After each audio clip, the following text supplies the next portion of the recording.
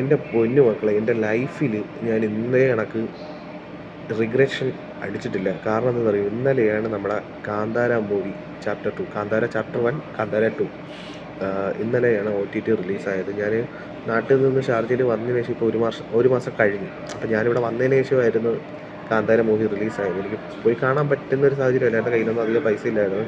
പിന്നെ അടുത്തൊന്നും തിയേറ്ററുകളില്ലായിരുന്നു.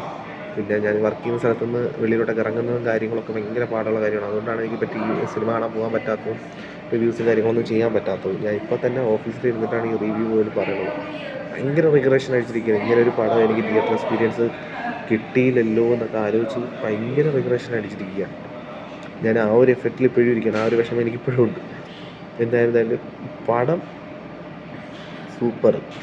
വന്ന റിവ്യൂസും കാര്യങ്ങളും ഞാൻ വിചാരിച്ച എല്ലാവരും ഇപ്പം തന്നെ DS എറ, അതായത് മറ്റേ നമ്മളെ പ്രണവ് മോഹൻലാലിൻ്റെ പടം മിനിഞ്ഞാന്ന് രാത്രി റിലീസായി.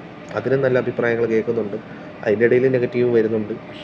അപ്പോൾ നമുക്കൊരു പടം ഇറങ്ങിക്കഴിഞ്ഞ് കഴിഞ്ഞാൽ ആരുടെ റിവ്യൂ കണ്ടിട്ട് ഇപ്പോൾ ഒരു പടം കാണാൻ പറ്റാത്തൊരവസ്ഥയിലോട്ട് മാറിയിട്ടുണ്ട്. അപ്പോൾ അതുകൊണ്ട് തന്നെ ഒരു പടം കണ്ടതിന് ശേഷം മാത്രമേ നമ്മൾ അതിനെ വിലയിരുത്താൻ പറ്റത്തുള്ളൂ. ഇപ്പോൾ എനിക്ക് ഇഷ്ടപ്പെടാത്ത പടം ചിലപ്പോൾ നിങ്ങൾക്ക് ഇഷ്ടപ്പെട്ടെന്ന് വരാം. എനിക്ക് ഇഷ്ടപ്പെട്ട പടം നിങ്ങൾക്ക് ചിലപ്പോൾ ഇഷ്ടപ്പെട്ടില്ല എന്ന് വരാം.